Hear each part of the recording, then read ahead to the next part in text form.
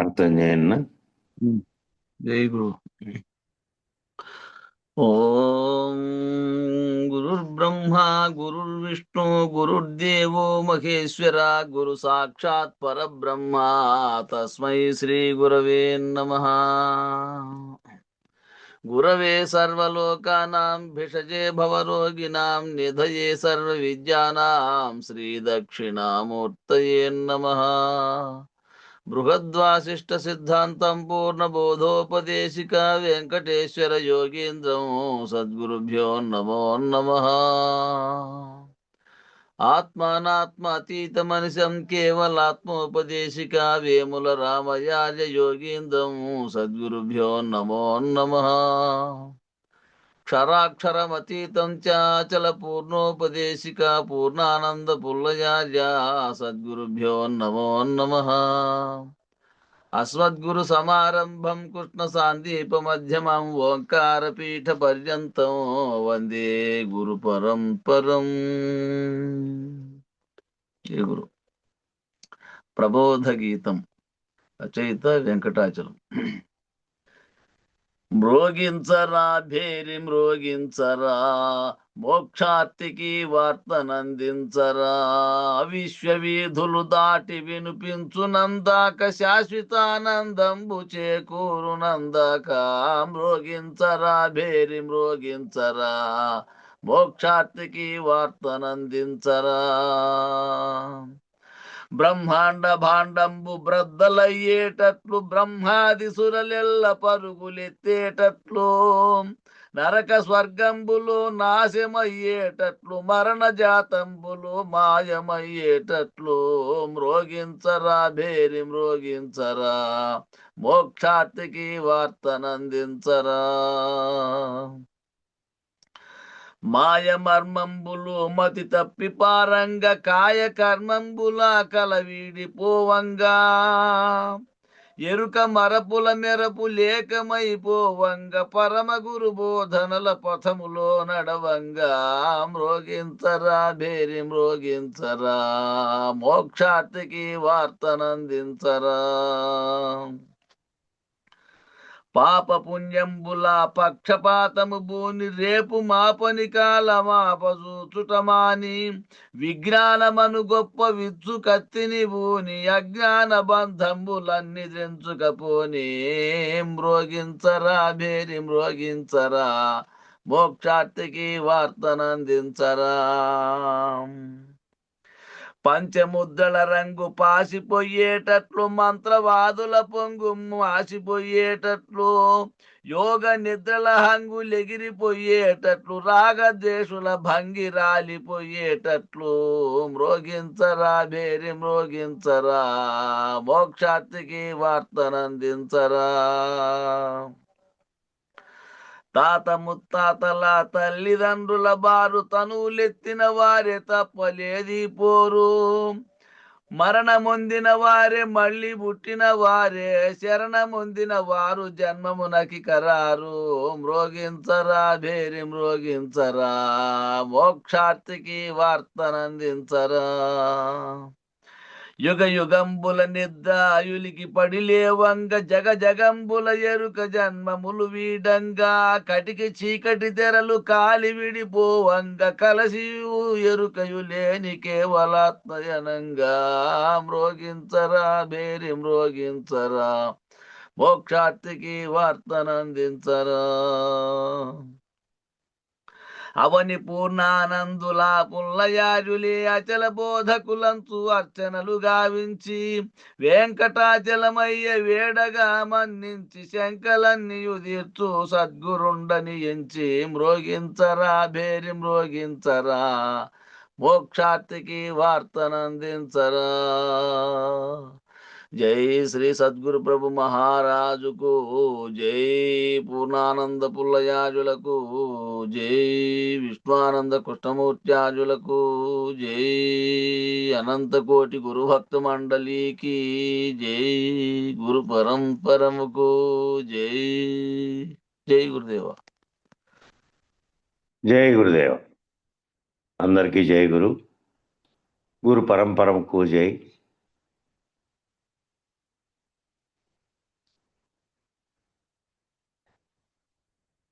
శుద్ధ నిర్గుణ తత్వ కథార్థములలో నిన్న ఎక్కడ వరకు అయిందంటే బ్రహ్మనిష్ఠుడైనటువంటి తురీయనిష్ఠుడైనటువంటి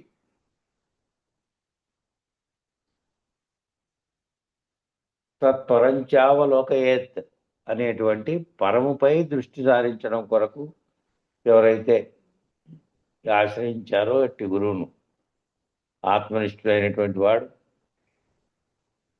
ఎవరైతే తనలోకి తాను చూసుకోగలిగినటువంటి వాడు తనలోకి తాను చూసుకోకుండా పక్కవాడిని పోల్చుకొని చూసుకునేవాడు బాహ్యంగా చూసేవాడే ఎప్పుడు కూడా. అంతరంలో చూసేవాడు తనలోకి చూసుకునేవాడు, బాహ్యంలో తనలోకి చూసుకునేవాడే ఆత్మనిష్ఠుడు కాగలిగే అవకాశం ఉంది. కాబట్టి అటువంటి పక్కవాడిని చూసేవారికి ఎప్పుడు ఈ బోధ చెప్పకూడదు. తనలోకి తాను చూసుకోగలిగినటువంటి వాడెవరైతే ఆత్మనిష్ఠుడు కాగలిగినటువంటి లక్షణాలను కలిగి ఉన్నాడో అట్టి వారికి మాత్రమే చెప్పాలి ఈ బోధ అని చెప్పారు. ఎప్పటికీ వాడు పక్కన వాళ్ళని పక్కన చూడడము అంటే బాహ్యంగా చూడడం, అంతరంగా కాకుండా బాహ్యంలో చూసేవాడు ఎప్పటికీ కూడా తాను బ్రహ్మనిష్ఠుడు కాలేడు. తనను ముందు గుర్తెరిగితే బాహ్యంగా ఉన్న బ్రహ్మాండం అంతటిని గుర్తెరిగే స్థితి కలుగుతుంది. కాబట్టి ఆ లక్షణం ఉండేవానికి మాత్రమే చెప్పాలి అని చెప్పారు. ఆ లక్షణం లేనివాడికి చెప్పరాదు ఈ బోధ అని చెప్పారు.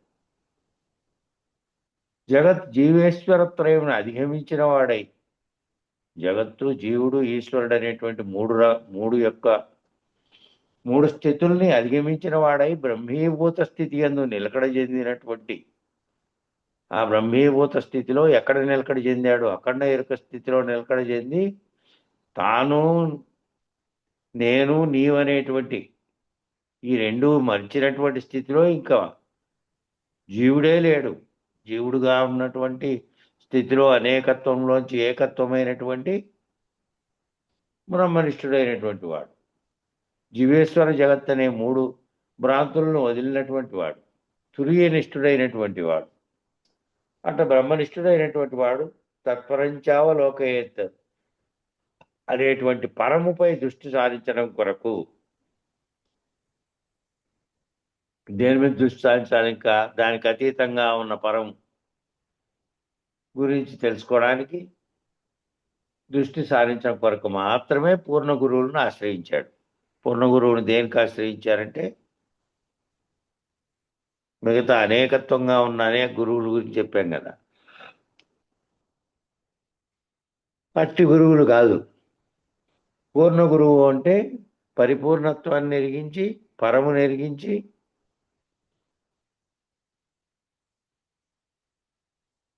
ఆ పరమును సూచించినటువంటి పరమ తెలిసినటువంటి పరమ గురువు అనే పేరు అందుకే వాడారు, పరమ గురువు. ఇంకా ఆ పూర్ణ బోధన బోధించే గురువు కంటే మించిన గురువు ఉండదు. అట్లా గురువును ఆశ్రయించినప్పుడు, నిజ గురువులను ఆశ్రయించినప్పుడు అటు నిజ గురువులు, మన నిజ గురువులు అనే పదం ఎందుకు వాడారు అంటే ఎవరైతే ఈ జన్మ కర్మల బుడి విడదీసి నిన్ను పరమును చేరుస్తారో వారు నిజ గురువులు. వారు నాయన ఇటువంటి బ్రహ్మాండములు అనేక కోటి అద్భుతములు ఉన్నవయ్యా, అనేకమైనటువంటి బ్రహ్మాండాలు, కోటి బ్రహ్మాండాలు ఉన్నాయ్యా, అనేక కోటి బ్రహ్మాండ జనని అనేటువంటి సూచనను ఇక్కడ చెబుతున్నారు. అనేక కోటి బ్రహ్మాండ జనని అని లలితా సహస్రనామంలో ఉండే వాక్యం తీసుకున్నారు. ఇక్కడ చెబుతున్నారు అనేక బ్రహ్మాండములు ఉన్నవయ్యా, అనేక బ్రహ్మాండములందు ఈ రీతిగానే సృష్టి వ్యవహారం సాగుతూ ఉన్నది. అనేక బ్రహ్మాండాలలో ఈ రీతిగానే ఏ బ్రహ్మాండమైనా అక్కడంతా సృష్టి జరిగే రీతి అంతా ఇదే. కాబట్టి నియమిత బ్రహ్మాండమందలి అహమునకు, నియమిత బ్రహ్మాండ అహమునకు సాక్షికి ఎవరైతే స్థితిని తెలుసుకున్నారో, నిర్ణయింపబడినారో, ఆ నిర్ణయింపబడినారు కేవలం ఒక బ్రహ్మాండ పరిమితికే అని అనుకోవడమా? అది సాపేక్ష నిర్ణయానికి లోబడడం తప్పు కాదా? కాబట్టి ఈ అనేక బ్రహ్మాండాలలో జరిగే సృష్టి రీతి అంతా జరుగుతూ ఉండగా నియమితమైనటువంటి బ్రహ్మాండానికి, ఆ నియమితమైన బ్రహ్మాండంలో అహానికి, నేను నియమిత బ్రహ్మాండంలో అహం, నేను నాకు సంబంధించి కల్పించుకున్న బ్రహ్మాండంలో నేనని పలుకుతున్నటువంటి నియమితమైనటువంటి అహమునకు, బ్రహ్మాండ అహమునకు, ఆ బ్రహ్మాండ అహంగా ఉన్నది, అక్కడ ఉన్నది బ్రహ్మాండ అహమునకు సాక్షి అయినటువంటి ఈశ్వరుడే అక్కడ. ఈయన నేనుంటే, జీవుడు ఉంటే అక్కడ ఉన్నారు. ఆ సాక్షికి ఎవరైతే స్థితిని తెలుసుకున్నారో, నిర్ణయింపబడినారో, ఎవరైతే ఆ స్థితిని తెలుసుకొని బ్రహ్మాండ సాక్షి నిర్ణయము, పంచీకరణ ద్వారా బ్రహ్మాండ సాక్షి నిర్ణయం జరిగినటువంటి వారు, అట్లా నిర్ణయింపబడినటువంటి వారు ఎవరైతే ఉన్నారో, నిర్ణయించబడిన వారు, ఆ నిర్ణయింపబడిన వారు కేవలం ఒక బ్రహ్మాండ పరిమితికే అనుకోవడం, అది సాపేక్ష నిర్ణయానికి లోపటం. ఒక బ్రహ్మాండ పరిమితి, తనకు తెలిసినటువంటి ఆ బ్రహ్మాండ పరిమితికే లోబడడం తప్పు కదా. అనేక బ్రహ్మాండములు, అనేక సృష్టిలు అనేక సార్లు కలిగాయి. ఆ కలగడానికి కారణమైనది ఎప్పుడెప్పుడైతే ఆ సంకల్ప స్థితిలో ఉన్నటువంటి అవ్యక్తంలో నుంచి వ్యక్తమైనటువంటివి ఏర్పడినాయో అప్పుడు అలా కలిగినాయి. కాబట్టి అది సాపేక్ష నిర్ణయానికి లోబట్టడం తప్పు. కాబట్టి నిరపేక్షమైనటువంటి పద్ధతికి చెందినవాడవు. ఈ సాపేక్షతంతా ఈ విచారణలో పిండాండ బ్రహ్మాండ విచారములు రెండు నిర్ణయమై పిండాండ విచారణలో సాక్షిగా ఉన్న ప్రత్యేగాత్మను నేనే, బ్రహ్మాండ విచారణలో సాక్షిగా ఉన్న పరమాత్మను గురించి ఈ రెండింటినీ తెలుసుకునే వరకే అది సాపేక్ష నిర్ణయం. ఇంకా అవతల నిరపేక్షకంగా ఉన్నదాన్ని తెలుసుకోవాలి. ఏది ఏ సంకల్పము లేకుండా, ఏ సంకల్పంలోనూ అవ్యక్తంలో నుంచి వ్యక్తమై మదహంకారము పైన చెప్పినటువంటి సూక్ష్మ స్థితిలో నుంచి స్థూల స్థితిలోకి మారడానికి కారణమైనవన్నీ లేవు. ఇంకా అవతల కేవల పరముగా ఉన్నటువంటిది తెలుసుకునేటువంటి నిరపేక్షమైన పద్ధతి ఉంది. కాబట్టి నీవు నిరపేక్షమైన పద్ధతికి చెందిన వాడవు, నీవు పరమునకు చెందిన వాడవని అనేక కోటి బ్రహ్మాండములు ఉన్నటువంటి విశ్వం యొక్క అవగాహన కలిగించే ప్రయత్నం చేసినప్పుడు ఈ అనంత విశ్వం అంతరిక్షంలో ఎలా వచ్చింది అని మరలా ప్రశ్న వేస్తే తనకు తా అరుదించి అన్నాడు. మరలా ఎలా పోతుంది అంటే తనకు తా పోతుంది అన్నాడు. మరలా ఎలా వ్యవహరిస్తుంది అంటే తనకు తా వ్యవహరిస్తోంది అన్నాడు. అరుదించడం కూడా తనకు తానే వచ్చింది, వ్యవహరించ కూడా తనకు తానే వచ్చింది. నిరపేక్షమైనటువంటి దాంట్లో ఈ సాపేక్షమైనదంతా కలిగడానికి కారణమైనటువంటిది నేనేమో పరమునకు చెందిన వాడిని. మరి అనేక కోటి బ్రహ్మాండం ఉన్నటువంటి విశ్వం యొక్క అవగాహన కలిగించే ప్రయత్నం చేసినప్పుడేమో అనంత విశ్వంగా ఉన్నటువంటి అంతరిక్షంలో, అనంత విశ్వము అంటే ఆకాశంతో కూడి ఆకాశ పరిధిలో ఉన్నటువంటి పంచభూతాత్మకమైనటువంటి ఈ గోళాలతో సహా సూర్యచంద్రాలతో సహా బ్రహ్మాండం అని ఒకటి అనుకుంటే అనేకమైనటువంటి బ్రహ్మాండాలు ఉన్నాయి అనంత విశ్వంలో. ఆ అనంత విశ్వం స్థాయి కూడా దాటితే అవతల ఇంకేమీ లేదు. కృష్ణబిలం అని చెప్పాం కదా, అటువంటి స్థితి.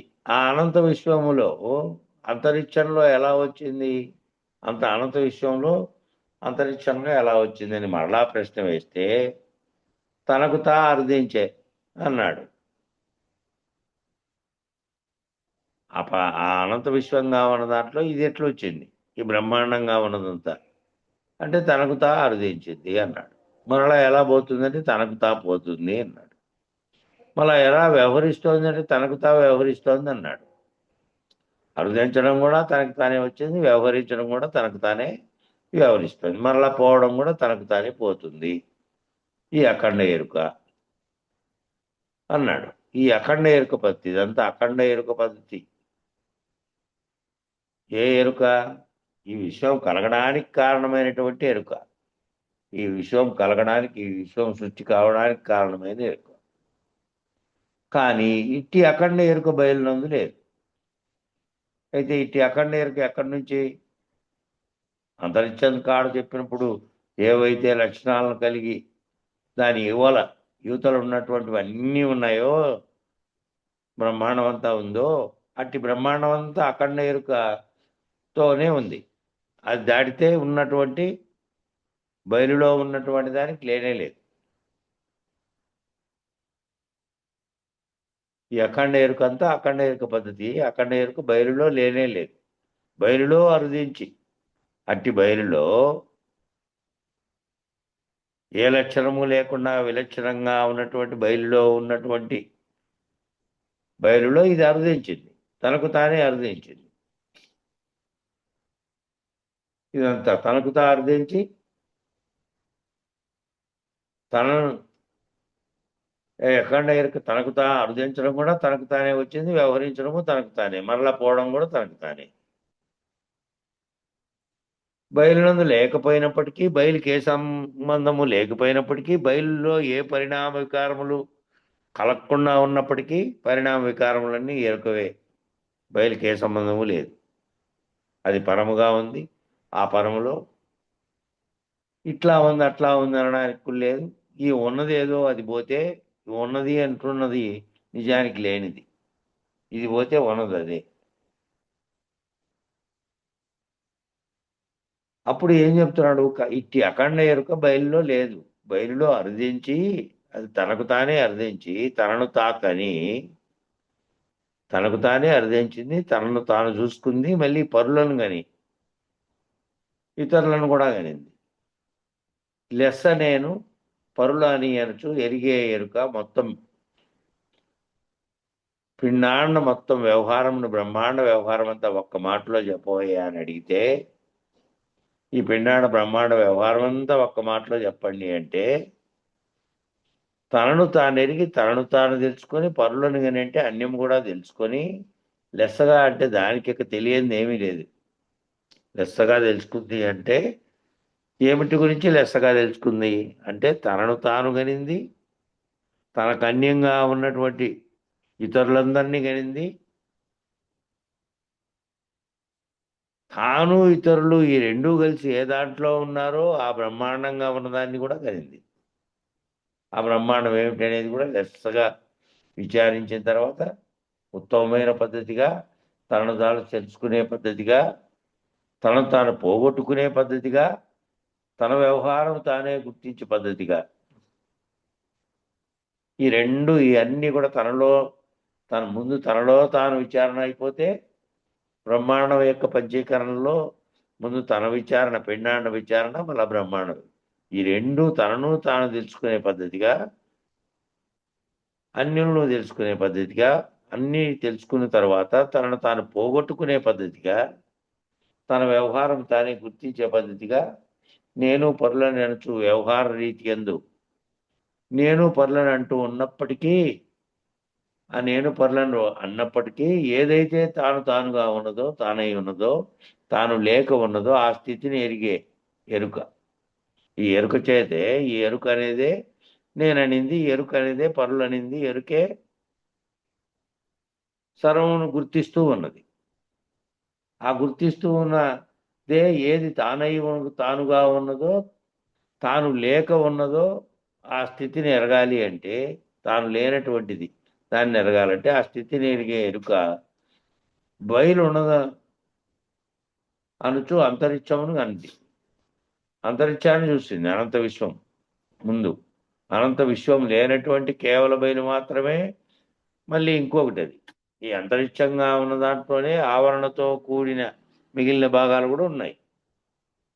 అనంత విశ్వం లేనటువంటి కేవల బయలు మాత్రమే, ఆ అనంత విశ్వం కూడా లేనటువంటి కేవల బయలుగా ఉన్నది మాత్రమే, కేవల వ్యోమమును మాత్రమే, కేవలం ఖాళీగా ఇవన్నీ లేనటువంటి కేవల బయలుగా ఉన్నదే మాత్రమే ఉంది. అనంత విశ్వం కూడా లేనటువంటి బయలు. దీనికి కేవలాత్మ అని కూడా ఒక పేరు, కేవలాత్మ అని పేరు కూడా ఉంది. అంటే వ్యక్తం కాలేదు. ఆ ఆత్మలో ఏవైతే ఇవన్నీ చెప్పారో భద్రాద్రి రామ శతకంలో మొదటి పద్యంలోనే ఆత్మలో ఆకాశం ఆరోపితం అయింది అనే పదంతో మొదలవుతుంది దాంట్లో. ఆరోపితం కానప్పుడు ఏ విధంగా ఉంది? ఆరోపితం కూడా కాలేదు. కాకుండా ఉన్నప్పుడు కేవల బయలుగా ఉన్నటువంటి స్థితినే కేవలాత్మ అని. కేవలం అంటే అప్పటికి ఇంకా వ్యక్తం కావడానికి సరిపోయేటువంటి స్థితి రాలేదు. అందులో నుంచి ఏది ఆరోపితం కూడా కాలేదు. వచ్చి ఈ సర్వాన్ని వ్యాప్తం చేసుకోలేదు. కేవలం కేవలాత్మగా ఉన్నది. అంటే కేవల బయలుగా ఉన్నదాన్నే అన్నారు అని. ఇటు కైవల్య స్థితిని కనగానే దర్శింపకనే తనకు తాను లేకపోయాను. మరి ఈ కేవలాత్మ స్థితిని దర్శించిన తర్వాత ఇటు కేవల కైవల్య స్థితిని దర్శించిన తర్వాత తనకు తా లేడు. అట్లే తా లేనటువంటి పద్ధతిని నిర్ణయంగా పొందింది. తనకు తా లేకుండా అయిపోయింది అంటే అంతకుముందు తాను బ్రహ్మాండంగా భావించిందంతా విచారణ ద్వారా ఈ కేవలం కలలో జరుగుతున్న దృశ్యాలుగా ఇది లేకముందు, ఇది ఆరోపితం కాకముందు లేనిది ఆరోపితమైంది. విచారణ తర్వాత ఇది కేవలం భ్రాంతి అనుకున్నాడు. భ్రాంతిగా అయింది. అట్లా తెలుసుకున్న తర్వాత కేవలంగా ఉన్నటువంటి తానే లేడు. నిజానికి ఉన్నది అక్కడ ఎప్పుడు పరిణామ వికారం లేని బయలే ఉన్నది. తాను కాసేపు భ్రాంతి చెందాడు. తాడును చూసి మళ్ళీ అది తాడని గుర్తెరిగే లోపల తాత్కాలికంగా పామని ఎట్లా భ్రాంతి చెందాడో అట్లా భ్రాంతి చెందాడు. మళ్ళా చూసి విచారించిన తర్వాత అది తాడే. అంతకుముందు తాను భ్రాంతి చెందినప్పుడు తాడే. మళ్ళీ విచారించిన తర్వాత ఎప్పటికీ ఒకే స్థితిలో ఉన్నటువంటి బయలే ఉన్నది. ఈ భ్రాంతి చెందిందంతా నిజానికి లేనేలేదు. తనకు తా లేకుండా అయిపోయింది. తానే లేనటువంటి పద్ధతిగా నిర్ణయాన్ని పొందింది. లేని వారికి ఏమని లెక్కలు చెబుతాం? కాసేపు స్థితికారకుడు అందామా, కాసేపు సృష్టికారకుడు అందామా, కాసేపు లయకారకుడు అందామా, ఆయా పాత్రోచిత వ్యవహారం అందామా? 3 రకాలుగా చెప్తున్నటువంటి సృష్టి స్థితి లయాలు బ్రహ్మ విష్ణు మహేశ్వరులుగా చెప్పబడుతున్నటువంటిది ఏమనాలి? ఇంకా ఏ లెక్కలు చెప్పాలి లేని వాడికి? ఇక్కడ వెష్టిలో ఉన్నటువంటి వాడు లేడు, జీవుడుగానున్నవాడు. అక్కడ ఈశ్వరుడు సమిష్టికర్తగా ఉన్నవారు లయం, తాను కూడా లేనటువంటి అవతల పరంలో ఉన్నటువంటి స్థితిని కనుక గుర్తెరిగే స్థితికి చేరుకున్నాడు. ఆ గురువు చేత, గురుకరణ చేత పరమును గుర్తెరిగాడు. దీనిని దాటి ఇక అప్పుడు ఎవరున్నారు? ఈ సృష్టి స్థితిలయాలు చేస్తున్నటువంటి వాళ్ళు ఎవరైతే ఆ పద్ధతిలో ఉన్నారో వాళ్ళే వాళ్ళ యొక్క స్థితిని దాటినటువంటి స్థితిలోకి పోయినారు. కాబట్టి ఈ కాసేపు ఆయా పాత్రోచిత వ్యవహారం అందామా? ఈ మరి సృష్టి స్థితి లయము చేసేటువంటి 3 వ్యవహారాలు 3 రకాలు కలుగుతున్నాయి. సృష్టి అంటే రోజువారీ జరుగుతున్నాయి. అలా లెక్కన విచారణ లేకపోతే నిద్రపోయావు, సకల జగత్తు లేదు, నీవు లేవు, బ్రహ్మాండము లేదు, ఏమీ లేదు, గుర్తెరిగేదే లేదు. మేల్కుంటానే సృష్టి జరిగింది. వ్యవహారం అంతా చేసావు రోజంతా, అదంతా స్థితి కలిగింది. మళ్ళీ రాత్రి గాఢ నిద్రలేక వినాం, మళ్ళా లయమైంది. ఆయా పాత్రోచిత వ్యవహారం అందామా? ఆ పాత్రోచితంగా వ్యవహరిస్తోంది. పాత్రోచిత వ్యవహారమే ఇదంతా.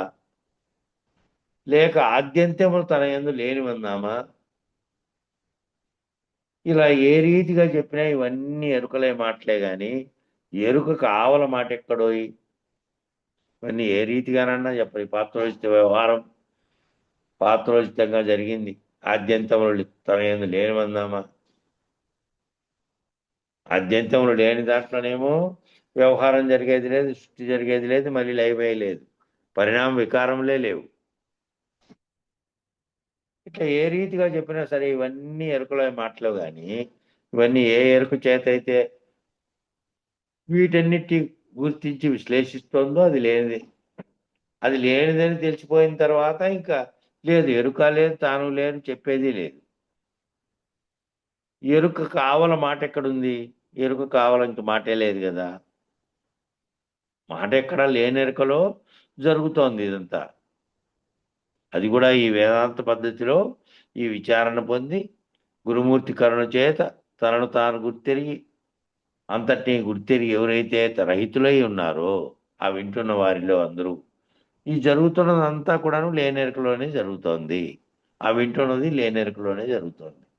లేనెరుక స్థితిలోకి వచ్చిన వాళ్ళకు లేనెరుకలో జరుగుతోంది. ఇంకా ఎరుకలోనే ఉండే వాళ్ళకు జరుగుతున్నట్టుగా మామూలుగా జరుగుతున్నట్టుగా ఉంటుంది వాళ్ళకి.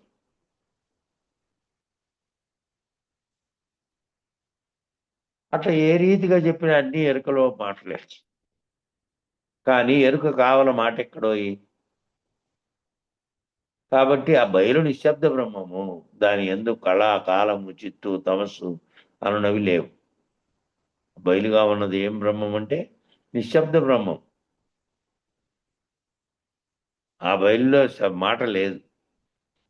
ఆ మాటగా ఉన్నటువంటి బ్రహ్మం కాదు అది. దాని యందు కళ లేదు, కాలము లేదు, చిత్తము లేదు, తమస్సు లేవు. ఇవన్నీ లేవు. కళ దాన్ని గుర్తించగలిగినటువంటి వెలుగు, ప్రకాశం. ఆ ప్రకాశము లేదు. కాలాన్ని కాలాతీతం కాబట్టి దానికి కాలం ఎక్కడ? కాలం అన్నీ బ్రహ్మాండంలోనే పొద్దు పుట్టడం, జరగడం, మళ్ళీ రాత్రి కావడం అనేటువంటి లెక్కింపు, నిమిషాలు, గంటలు, ఈ లెక్కింపు అంతా కాలం ఉండే బ్రహ్మాండంలో దానికి అతీతంగా ఉన్న దాంట్లో లేనే లేదు. ఈ చిత్తం చేసే చింత చేసే చిత్తం కానీ, ఈ ఎరుక ఏదైతే తన అంతటిని గుర్తిస్తుందో అది కానీ, తమస్సు ఈ చీకటి అనేది కానీ లేదు. కళ లేదు, చీకటి లేదు. ఇవన్నీ ఏమీ లేవు. ఆ అన్నీ ఏమీ లేనిదే పరశివం. అదే పరశివము. పరశివం అనే పదమే మన పండితారాధ్య పండిత శివానంద స్వామి పరిపూర్ణ సిద్ధాంత శిరోమణిలో అనేక సార్లు వాడారు అదే పదం.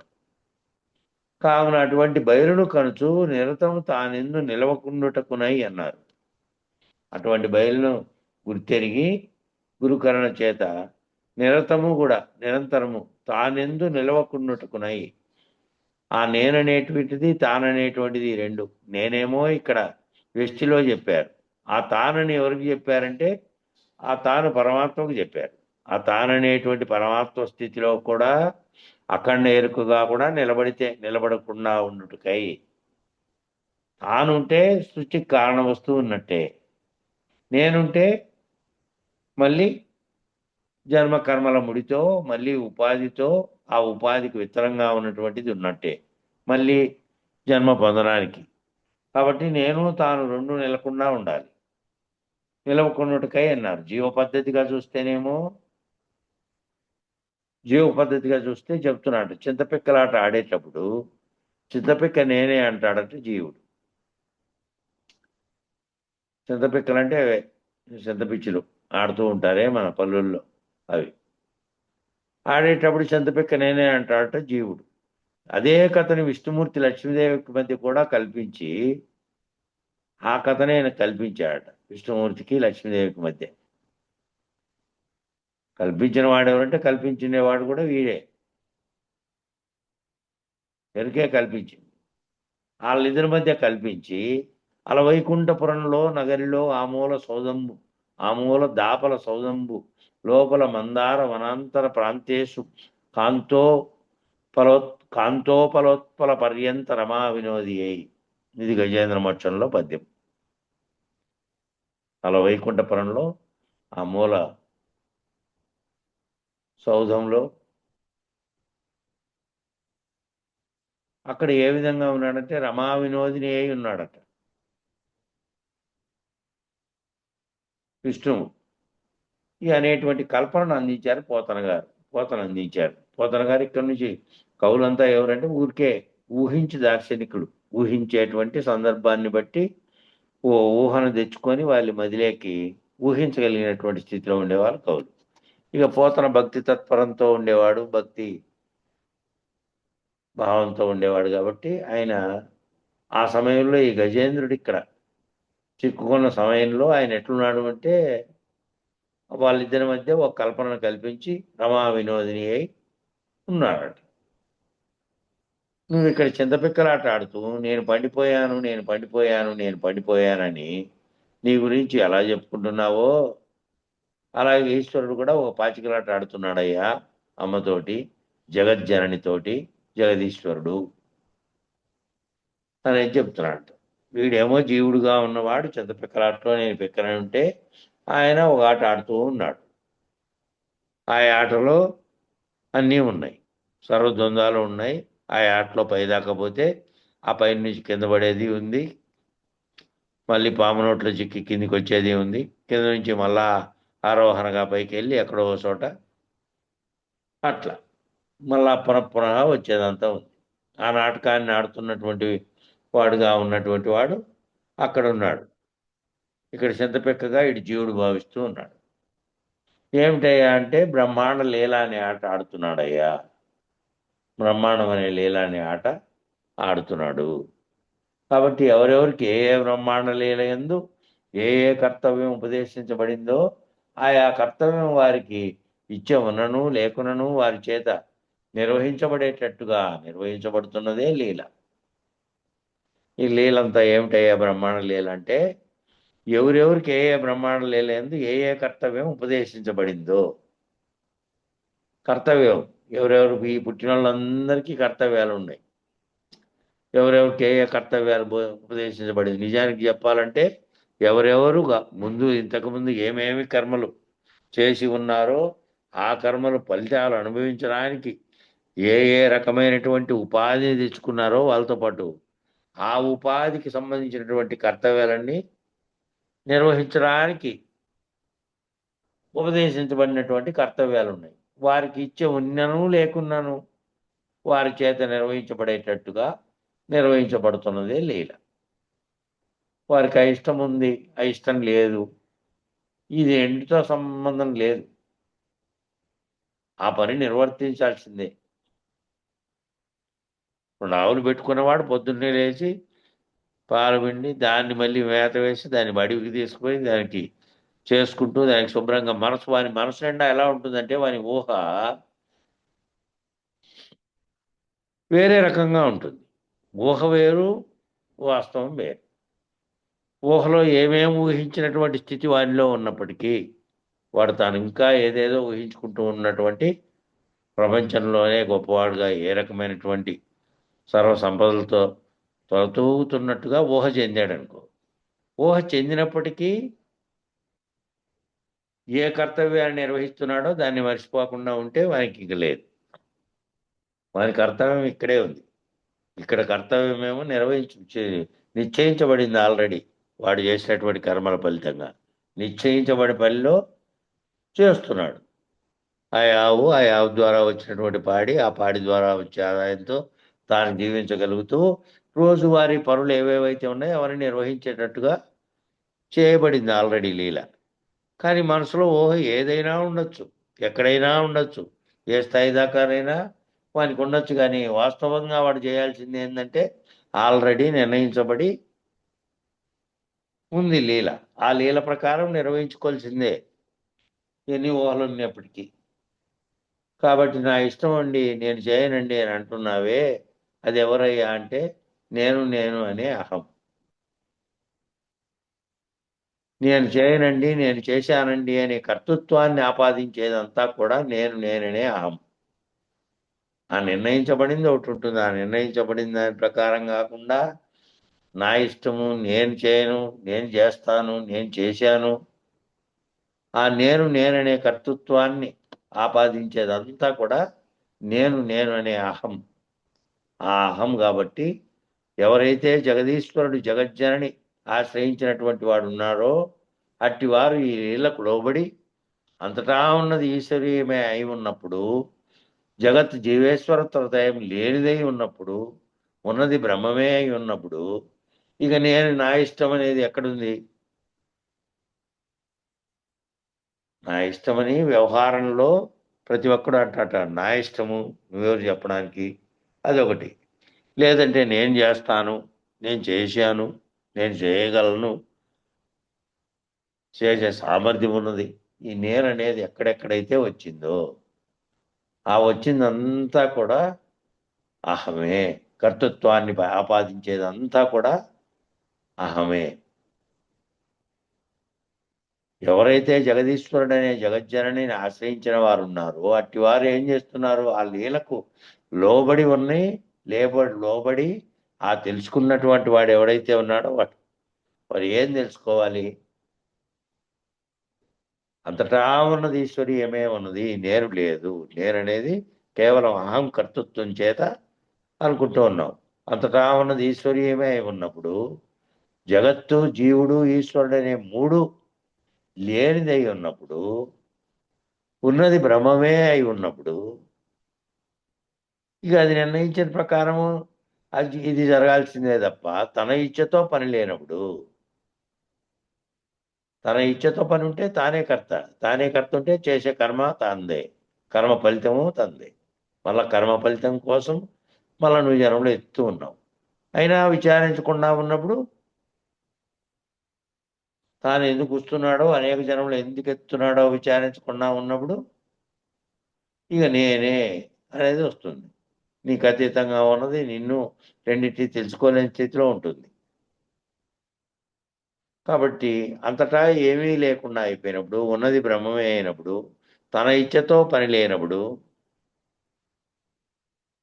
తన ఇష్టంతో పనే లేదు. ఇచ్చే నిర్ణయములను విసర్జించిన వాడై నీ ఇష్టం ఎట్లన్నా ఉన్ని ఆ చేయాల్సిన పని ఏదైతే ఉందో, వాస్తవికంగా ఏదైతే నిర్ణయించబడిందో ఆ పని చేయాల్సిందే కదా. కాబట్టి తన ఇచ్ఛతో పని లేనప్పుడు ఇచ్ఛా నిర్ణయములను విసర్జించిన వాడే. ఈ ఇచ్ఛ లేదు, నీ ఇచ్ఛ ప్రకారం జరిగేది లేదు. ఈ రెండింటినీ విసర్జిస్తే జరుగుతుంటే పైన సర్వకారణమైన ఈశ్వరుడు కర్తగా ఉంటే, జరుగుతున్న వ్యవహారంలో నేను లేకుండా ఉండి ఆయా పనులన్నీ యాంత్రికంగా జరిగిపోతూ ఉంటే, ఈ ఇచ్ఛను విసర్జించిన వాడే ఏమయ్యాడు? త్యజేదజ్ఞాన నిర్మాలిన్యం. ఈ అజ్ఞాన నిర్మాలిన్యాన్ని వదిలేశాను అంటే అర్థం ఏమిటంటే, ప్రతిరోజు పూజ చేసేవారు ముందు రోజు పూజ చేసినటువంటి నైర్మల్యాన్ని అన్నీ తీసేస్తారు. ముందు రోజు పూజ చేశారు, అన్నిటికీ దానికి పూలు పెట్టారు, కుంకాలు పెట్టారు, బొట్లు పెట్టారు, అన్నీ చేశారు. అన్ని స్వామిని తలుచుకున్నారు, చేశారు, అన్ని దీపం పెట్టారు, అన్నీ చేశారు, అగరబత్తులు అంటించి అన్నీ. మళ్ళీ మరుసరాజు పూజ చేయాలి, మళ్ళీ స్నానం చేసి పూజ చేసే ముందుకు పోతానే అంతకుముందు రోజు అన్నీ తీసేస్తారు, అంతకుముందు పెట్టివన్నీ. అది తీసివేసి శుభ్రపరిచిన తర్వాత పునర్దేవతార్చన చేస్తారు. మళ్ళీ తీసేసి అన్ని శుభ్రం చేసి మళ్ళా అర్చన చేస్తారు. ఆ తీసేసినటువంటి నిర్మాలిన్యం ఏమిటయ్యా అంటే, కళ్ళకద్దుకొని ప్రసాదంగా దాన్ని ఏ తులసి కోటలోనో లేకపోతే మరొక చోట పవిత్రమైనటువంటి దానిగా వినియోగిస్తారు. అపవిత్రం కానటువంటి పద్ధతిగా దాన్ని వినియోగిస్తారట. లేదా ఏ యజ్ఞమునందో హోమమునందో వారిని ద్రవ్యములుగా ఉపయోగిస్తే ఆ నైర్మాలిన్యం అంటే మాలిన్యమే కానీ ఎటువంటి మాలిన్యం? అది నిర్మలమైనటువంటి మాలిన్యం. కారణం ఏమిటంటే త్యజేదజ్ఞాన నిర్మాలిన్యం. ఆ నిర్మాలిన్యం పోయినటువంటి అజ్ఞానానికి గుర్తు. ఎటువంటి అంటే, అంతకుముందు అజ్ఞానంగా ఉన్నది, ఇప్పుడు జ్ఞానం వచ్చిన తర్వాత అజ్ఞానం అనే నిర్మాల్యం పోయింది. ఈనాడు చేసేటువంటి దేవతార్చన చేసేటప్పుడు ఆవాహయామి అన్నప్పుడు దైవమును ఆవాహన చేయాలంటే నీవు దైవమై ఉండవలను కదా. ఆవాహయామి అని చెప్తుంటారు, ఆ మంత్రాలు చెప్పేటప్పుడు చెబుతూ ఉంటారు దేవతార్చన చేసేటప్పుడు.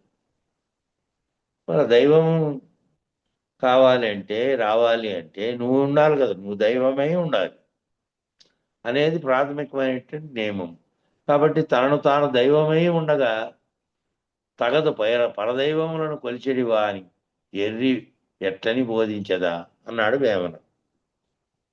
ముందు తనను తాను గుర్తిరిగితే తాను దైవంగా ఉన్నాను అని, తనకంటే అన్యంగా ఏమీ లేదు. ముందు తనను విచారిస్తే తాను, తనలో ఉన్నటువంటి గుర్తిరిగే చైతన్యమే విశ్వవ్యాప్త చైతన్యంగా ఉన్నటువంటి ఈశ్వర చైతన్యము. ఈ రెండు ఒక్కటేనని గుర్తించగలిగినటువంటి స్థితిలో ఉండేవాడైతే, అట్లా గుర్తించగలిగిన వాడైతే తాను సమిష్టికర్తగా ఉన్నటువంటి జీవేశ్వర అనుసంధానం పొందినవాడు,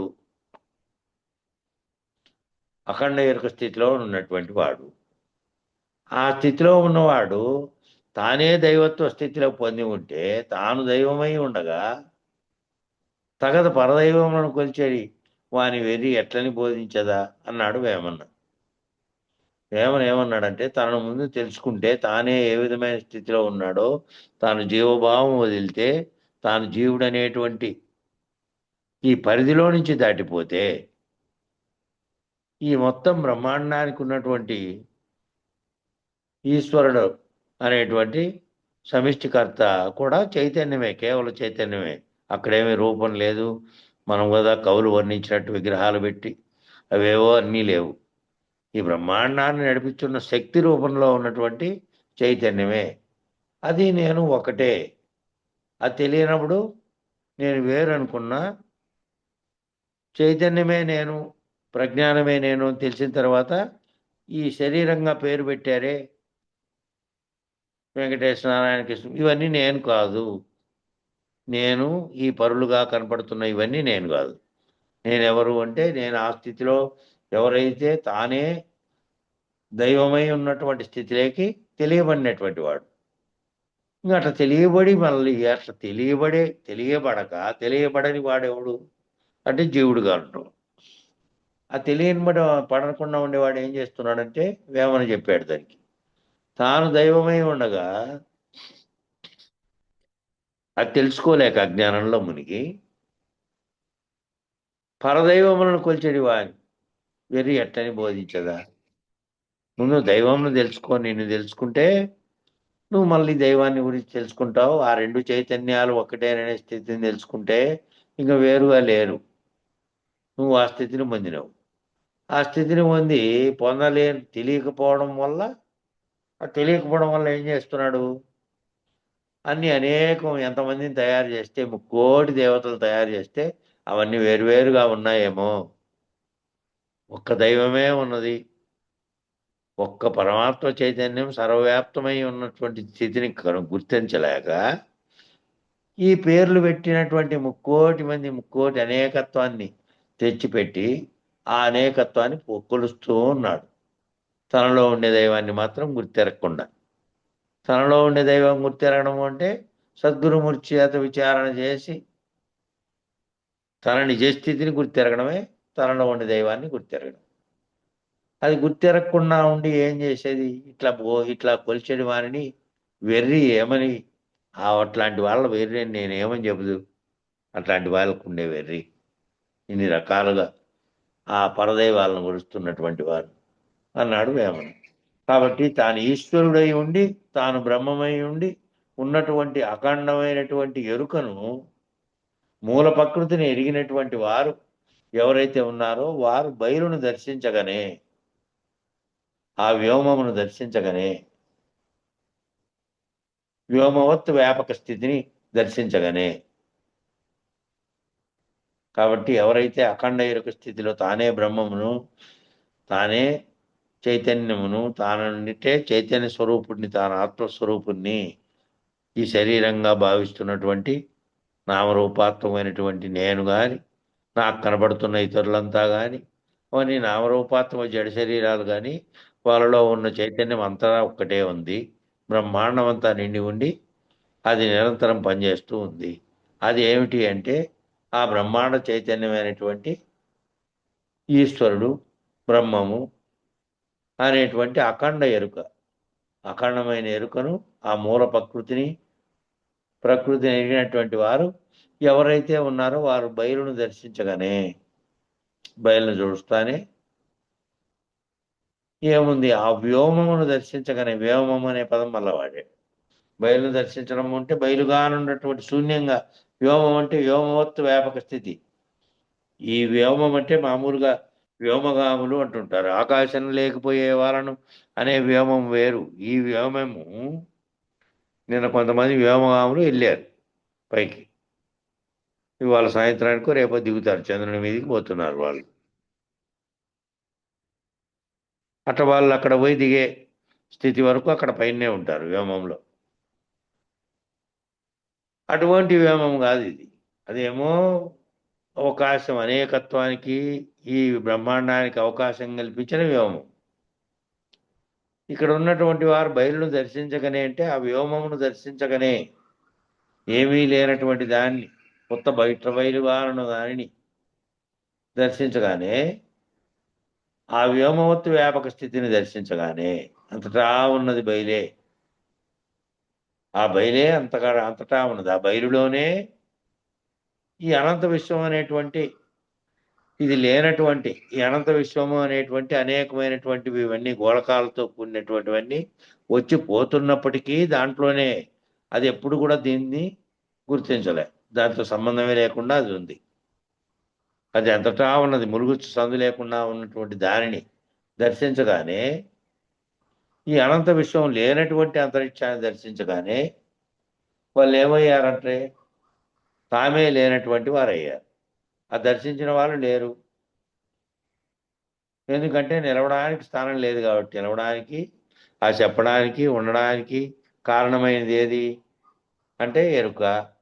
ఎరుక రహితమైనటువంటి స్థితి లేకపోయినటువంటి వారు. పిన్నాడ బ్రహ్మాండ ఎరుకలు రెండు ఒక్కటిగా అయింది అక్కడికి పోయిన తర్వాత. అది కూడా లేకుండా అయిపోయిన తర్వాత ఏదీ లేదు, వాళ్ళు లేరు, చెప్పేవాళ్ళు లేరు, గుర్తించే వాళ్ళు లేరు, గుర్తించడానికి కారణమైన ఎరుకే లేదు కాబట్టి, నిలవడానికి స్థానం కూడా లేదు కాబట్టి. ఇదే లక్షణాన్ని వామనుడు తన అవతార క్రమంలో బోధించాడు. అయ్యా 3 అడుగులు నేల అడుగుతున్నాను అన్నాడు. 3 అడుగులు నేల అడిగితే తీసుకోవయ్యా, 3 అడుగులది ఏముంది పెద్ద విషయము, నేను అఖండ భువనలాంటి చక్రవర్తిని అన్నాడు బలి.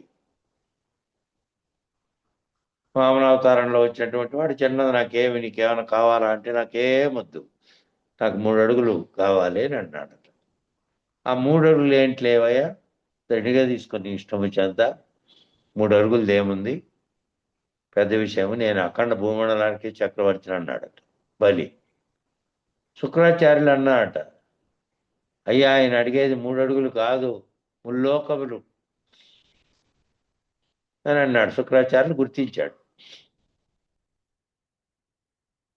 ఆయన మామూలుగా ఉండేటువంటి ఎవరో వామనుడు స్వామి అవతారంలో వచ్చి అడుగుతున్నాడు అనుకుంటున్నాము. ఎవరో బ్రాహ్మణుడు దానం అడిగినట్టు అడుగుతున్నాడని నువ్వు అనుకుంటున్నావేమో.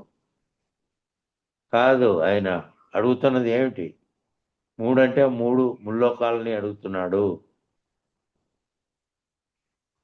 అన్నాడంట. ఎవరు? శుక్రాచార్యులు. రాక్షసుల గురువు కదా ఆయన శుక్రాచార్యులు. ముల్లోకములు అయితే ఏమిటి, 3 అడుగులు అయితే ఏమిటి, నాకు ఏదైనా సమానమే. ఆ ముల్లోకాలు అడిగితే మనలే, లేదంటే 3 అడుగులు అన్నాడని ముల్లోకాలు అడిగినాయి, ఏదైనా నాకు ఒకటి సమానమే. అది శ్రీతతి కొప్పుపై ఉన్నటువంటి చేయి, అరిచేయి కిందిదై నా చేయి మీదుండుట కంటే ఈ జన్మమునందు నాకేం అవసరం లేదయ్యా అన్నాడట ఆయన. శ్రీసతి అంటే ఎవరు? అది ఆయనటువంటి వాడు ఎవరు? శ్రీపతి. శ్రీసతి అని పడింది, తప్పు, అది అక్షరం మార్చుకోండి బుక్కులు ఉండేవాళ్ళు.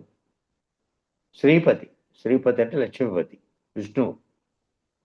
ఆ శ్రీపతి ఆ చెయ్యి, ఆ శ్రీసత్య శ్రీసత్యన ఆ శ్రీసత్యకు ఉప్పుపై ఉన్నటువంటి చెయ్యి ఎవరు? భాగవతంలో కూడా లక్ష్మీదేవి. సత్యవందన సరిపోయింది, చూసాం కనుక్కున్నాం. సతీమణి కొప్పుపై అట.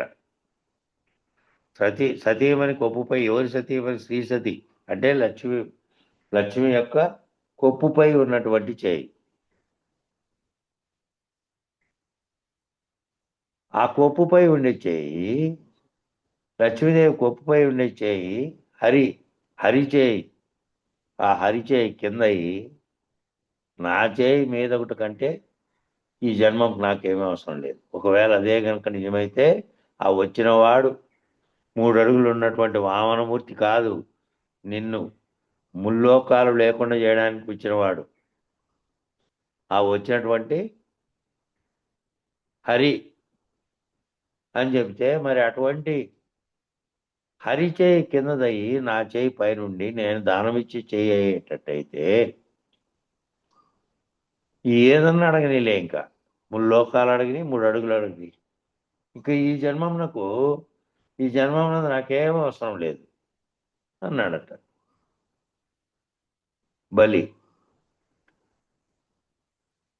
సత్పాత్రత అయిన సద్దానమైనప్పటికీ సత్కర్మ అయినప్పటికీ అహం ఉన్నందువల్ల బలి శిక్షకు లోనయ్యాడు.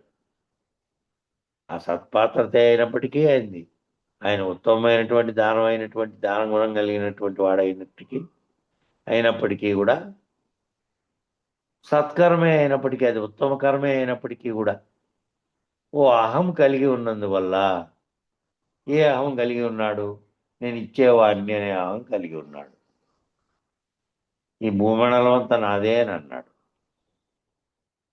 భూమండలానికి చక్రవర్తిని అన్నాడు. 3 అడుగులైనా సరే, ముల్లోకాలైనా సరే అన్నాడు. ఇది బ్రహ్మాండం అంతటికి నేనే అధిపతి అనే పద్ధతిలో అన్నాడు. ఆ అహం ఉన్నందువల్ల బలి శిక్షకు లోనయ్యాడు. వామనుడేమో త్రివిక్రముడయ్యాడు. అయి ముల్లోకాలను ఆక్రమించాడు, నిరూపించాడు. నాయన అంతటా ఉన్నది నేనే, అంతటా నేనే ఉన్నా, అంతటా ఉన్నది ఒక్కటే ఉంది అని సకల దేవతాగణములకు, సకల మానవ కోటికి, జీవకోటికి కూడా ఆ త్రివిక్రమ అవతారం నిరూపించింది ఏందయ్యా అంటే, ముల్లోకములందు వ్యాప్తమై ఉన్నది ఒకే బ్రహ్మము. ఆ ముల్లోకాల్లో వ్యాప్తమై ఉన్నది ఒకే బ్రహ్మం ఉన్నది. ఆ పేర్లన్నీ స్థితిభేదమును బట్టి మీరు పెట్టుకున్నారు తప్ప, ఒక బ్రహ్మమే సృష్టికి కారణమైంది, ఒక బ్రహ్మమే విష్ణువుగా వ్యాప్తి చెందింది, దీన్ని విస్తరింపజేసి పోషించింది ఒక బ్రహ్మమే, మళ్ళీ ఈశ్వరుడుగా లయ కారణం కూడా అయింది.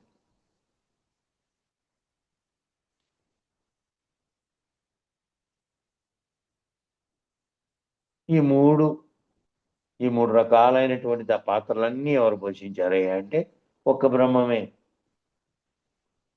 వ్యాప్తమైనదంతా ఒకే బ్రహ్మం. కారణం ఏమంటే వామనుడు బ్రాహ్మణ స్వరూపుడు, నామరూపాత్మకంగా కూడా బ్రాహ్మణుడుగా వచ్చాడు. ఆ వచ్చింది కూడా మళ్ళీ వేరే రకంగా రాలేదు.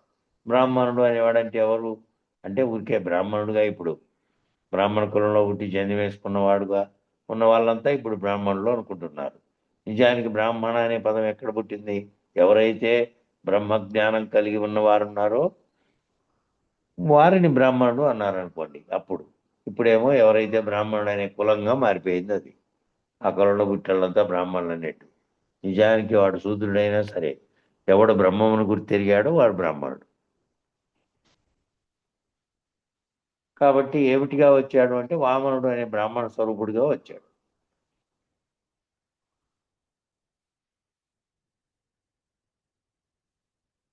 నామరూపాత్మకంగా కూడా బ్రాహ్మణుడుగా వచ్చి, ఒడుగా జన్నిదమో కమండలమో ఛత్రమో ఏమి కావాలయ్యా నీకు అని బలి అడిగాడు.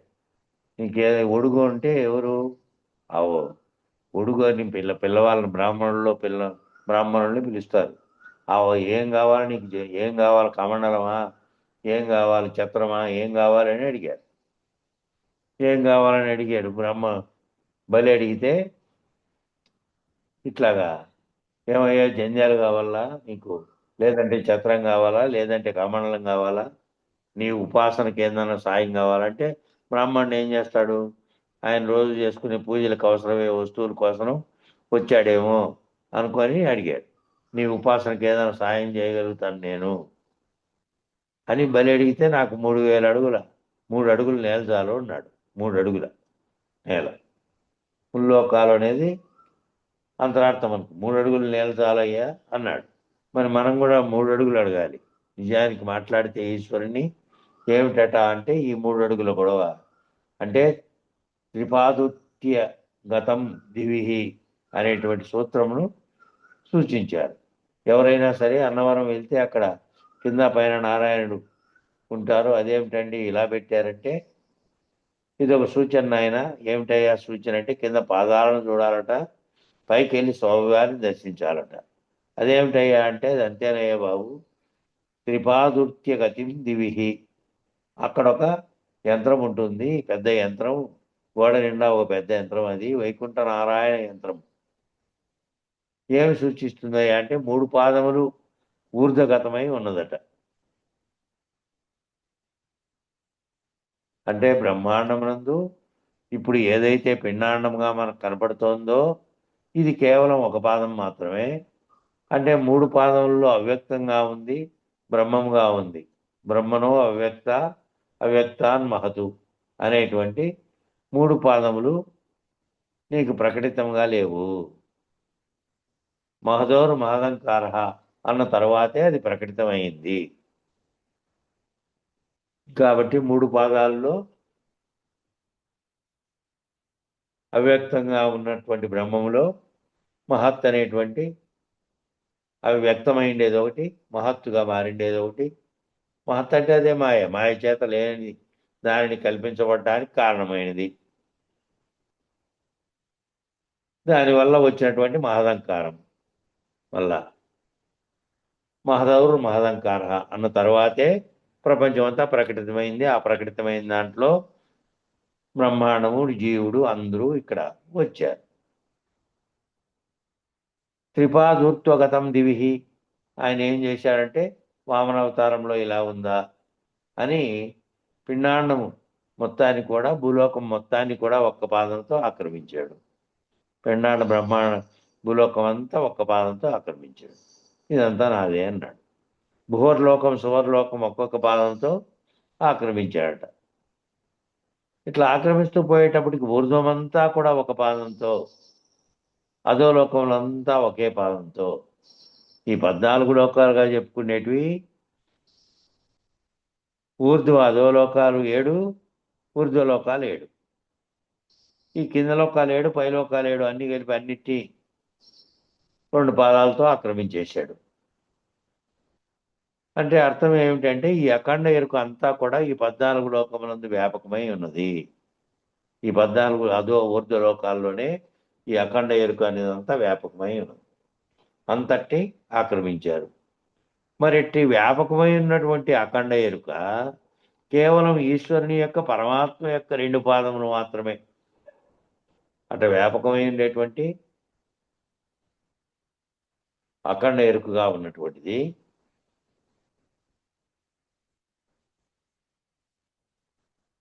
కేవలము ఈశ్వరుని యొక్క, పరమాత్మ యొక్క 2 పాదములు మాత్రమేనంట. అట్లా వ్యాప్తమైనటువంటి ఆ 2 పాదాలు ఏంటివి అంటే ఆ వ్యాపకమై ఉండేటువంటి అఖండ ఎరుక యొక్క, ఈశ్వరుని యొక్క, పరమాత్మ యొక్క 2 పాదాలు మాత్రమే ఉన్నాయి. 3వ పాదములకు స్థానం ఎక్కడ? అఖండ ఎరుక మొత్తాన్నంతా కిందదంతా ఒకటి, పైదంతా ఒకటి. అంటే ఈ కిందది ఏర్పడడానికి కారణమైనది ఒకటి. అంటే భూమండలంగా ఉన్నది, దీనికి అవకాశం ఇచ్చినటువంటి ఆకాశతత్వంతో కూడుకొని బ్రహ్మాండం అంతా దేంట్లో అయితే ఉందో అదంతటికి అక్కడ ఒకటి, ఇక్కడ ఒకటి కాలేశాడు. 2 అయిపోయినాయి. ఇక 3వ పాదానికి స్థానం ఎక్కడ అంటే బలి తన శిరస్సును చూపెట్టాడు. దానికి 14 లోకములు ఆక్రమించినటువంటి 2 పాదములలో ఈ బలి లేడా? మరి 2 పాదాలలో ఒకటి భూమండలం అంతా, ఒకటి బ్రహ్మాండం అంతా పెట్టాడు కదా. దాంట్లో ఈ బలి లేడా? బలి ఎక్కడికి పోయినాడు? మరి బలి భూమి మీద ఇక్కడే ఉన్నాడు. బ్రహ్మాండం అంతా, భూమండలం అంతా ఆక్రమించినప్పుడు దాని కిందనే పోయి ఉండాలి. దాంట్లో భాగంగానే ఉన్నాడు కాబట్టి. ఇక్కడ అర్థం ఏమిటంటే, అక్కడ అర్థం ఏమిటంటే ఏ సాధకుడైతే అఖండ ఎరుక నిర్ణయాన్ని తెలుసుకున్నాడో, ఏ సాధకుడైతే అఖండ ఎరుక అనే నిర్ణయాన్ని తెలుసుకొని, అఖండ ఎరుక నిర్ణయించుకోవడం అంటే తనను, తన స్వరూపాన్ని విచారణ చేసి, తాను ఆత్మస్వరూపుణ్ణి, నామరూపాత్మక శరీరాన్ని కాదు, దాంట్లో 5 ఆవరణలో ఉండి సర్వమును గుర్తెరుగుతున్నటువంటి నిజనేనును ఎవరైతే గుర్తెరిగి మళ్ళీ అఖండ చైతన్యంగా ఉన్న అఖండ ఎరుకను కూడా ఎవరైతే తెలుసుకొని నిర్ణయం జరిగాదో అఖండ ఎరుక నిర్ణయాన్ని కూడా తెలుసుకున్నటువంటి తానే ప్రజ్ఞానం ఉన్నటువంటి బ్రహ్మమును అని తెలుసుకోగలిగాడో అక్కడి వరకు దానిని లేనిదిగా చేసుకోగలిగేటువంటి పద్ధతిగా చూడాలనే సూచన. ఏ దేనితో అయితే తన ఎరుకను అఖండ ఎరుకను అవి రెండు వేరుగా లేవనేటువంటి ఒక్కటిగా ఉండి మొత్తాన్ని ఏకపరిచినటువంటి స్థితిలో ఎవరైతే దాన్ని గుర్తెరిగారో దానిని లేకుండా చేసుకునేటువంటి పద్ధతిలో చూడాలి అనే సూచనట. ఆ చూడగలిగే శక్తి ఏమిట్లో తెలివిలో ఉంటుంది.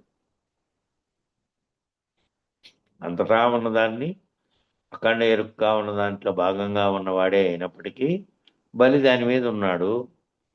ఇక దీన్ని భూమండలాన్ని పైదాన్ని వ్యాపించిన తర్వాత ఎవరు దాంట్లోనే భాగంగా అయిపోయాడు కదా, ఇక్కడ వేరుగా ఉన్నాడా అని అంటే ఆ బలి తనను లేకుండా చేసుకోవాలి అని ఇక ఉన్నది ఏదో గుర్తెరిగినటువంటి వాడై తనను లేకుండా చేసుకునే దానికి ఇంక దాని మీద పెట్టమన్నాడు కాలు.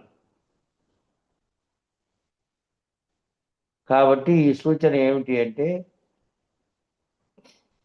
మూడో పాదాన్ని తన మీద పెట్టి దాన్ని లేనిదిగా ఎవరైతే చేసుకోవాలనేటువంటి పద్ధతిగా ఎవరైతే చూశారో ఆ చూడగలిగే శక్తి తెలివిలో ఉంటుంది. కాబట్టి మూడో పాదానికి స్థలను చూపెట్టాడు.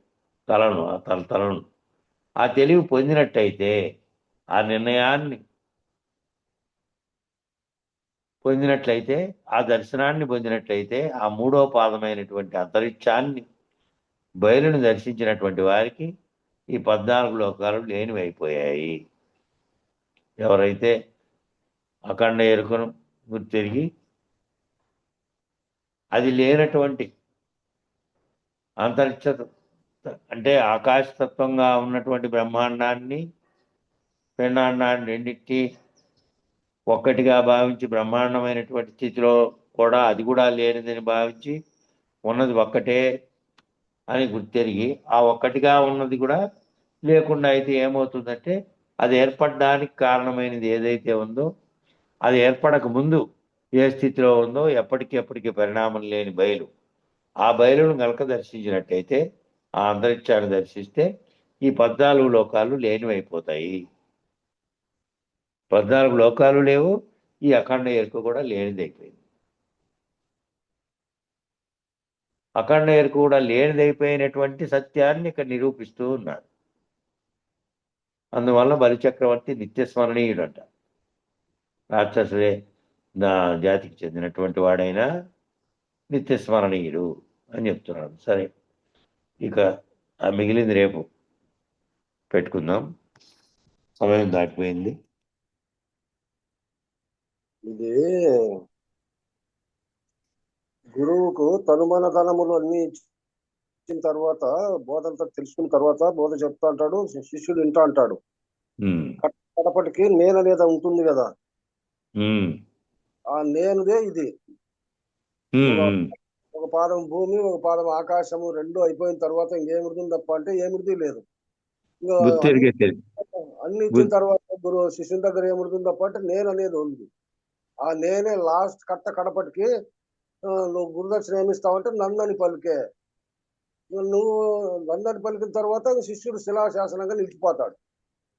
తెలివే ఇంక మిగిలిండేది అంతా పోయింది. ఈ బ్రహ్మాండంలో కిందది ఆక్రమించాడు, పైది ఆక్రమించిన తర్వాత మిగిలి ఉండే తెలివి దాన్ని లేకుండా చేసుకునేకి ఇంక నన్ను నా తల మీద పెట్టానిందట. తల అంతా తెలివి అంతా తలలో ఉంటుంది కదా, అది అది దాన్ని పోల్చుకోవాలి మనం. సరే, జై గురు. జై గురు. మంగళం చెప్పండి. జై గురుదేవ. శ్రీ గురువని వేడితి జయమంగళం బని పాడితి అంగనామణులారమీరలు మంగళం బని పాడరే. విరివిగా తాపత్రయంబుల వివరమెల్లను తెలిపెనే ఘోరమగు సంసార బాధ గోటమీటి వేశనే శ్రీ గురువని వేడితి జయమంగళం బని పాడితి అంగనామణులార మీరలు మంగళం బని బాడరే పంచభూత పంచకంబు ఎంచి జ్ఞానము చూపెనే సంచిత ప్రారబ్ధ బంధము దృంచినను కరుణించెనే శ్రీ గురువని వేడితి జయమంగళం బని పాడితి అంగనామణులార మీరలు మంగళం బని బాడరే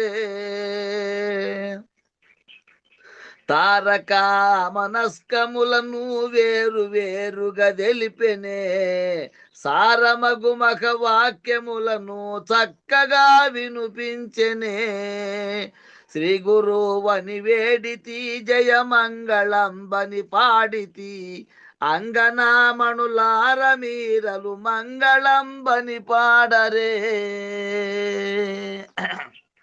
సాధనంబులు ఎన్ని చేసిన భ్రాంతి పోదని తెలిపెనే ద్వాదశి షోడశి భావము మోదమున వినిపించెనే శ్రీ గురువని వేడితి జయమంగళం బని పాడితి అంగనామణులార మీరలు మంగళం బని పాడరే బంధమోక్షము లేని బట్ట బయలు దేవుని చూపెనే ముందు జనన మరణ బాధలు ఇందులేకనే చేసెనే